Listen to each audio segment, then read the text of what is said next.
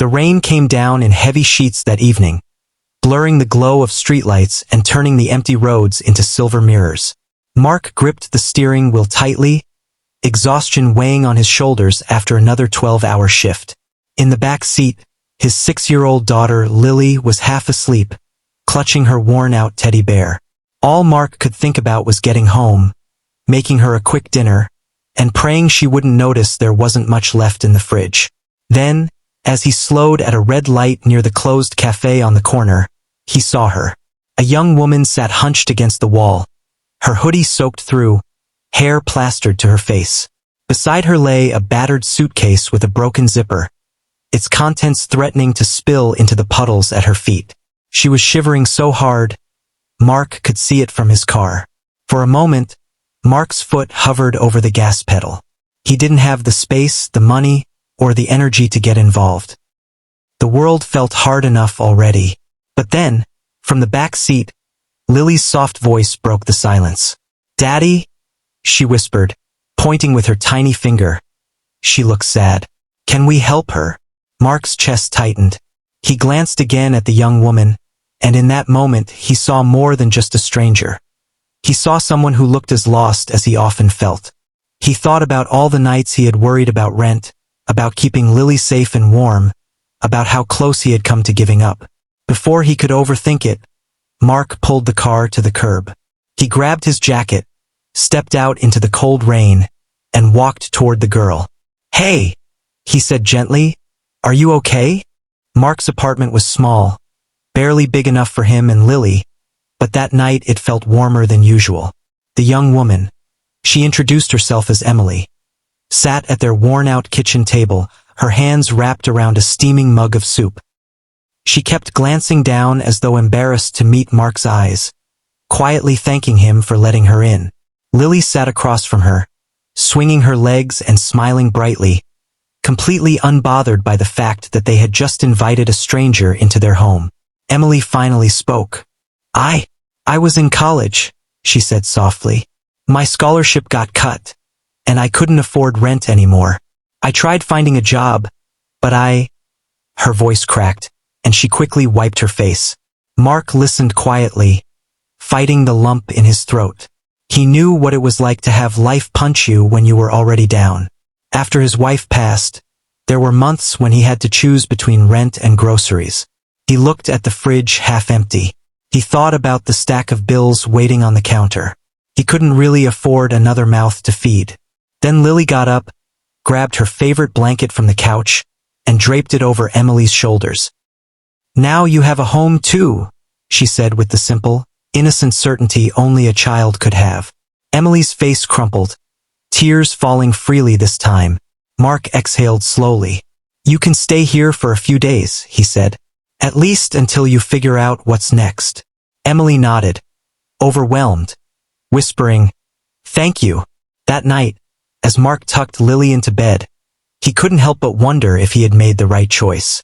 But deep down, something told him this was exactly what they were meant to do. The days that followed turned into weeks, and slowly, Emily became more than just a guest. She became part of their little family. Every morning, Mark would wake up to the smell of coffee already brewing. Emily insisted on helping wherever she could. She cooked simple, comforting meals, cleaned the apartment, and even taught Lily how to braid her hair. In the evenings, after Mark came home from his long shifts, he would find Emily sitting with Lily at the kitchen table, helping her with homework. Lily's laughter filled the apartment, a sound Mark hadn't heard this often since his wife passed. One night, Mark noticed that Emily wasn't home when he returned. Worried, he stayed up, only to see her quietly slip back in after midnight, her hands raw from scrubbing.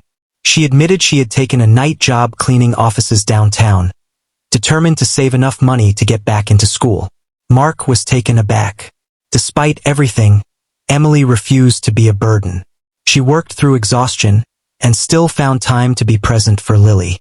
That night, as Mark watched her fall asleep on the couch, he felt something shift inside him.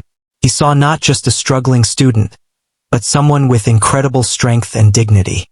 The next day, Mark started picking up extra shifts at work, telling himself it was for the bills, but deep down he wanted to help Emily succeed. The three of them began eating dinner together every night, sharing stories, dreams, and worries. For the first time in years, the apartment felt less like a place they were surviving in, and more like a home where hope was quietly growing. The morning was still dark when Mark heard the sound of a suitcase zipper in the living room. He walked out, rubbing the sleep from his eyes, and saw Emily standing by the door, her suitcase patched up and ready. "You're leaving?" Mark asked quietly, his voice heavy with the weight of unspoken emotions. Emily nodded, smiling softly.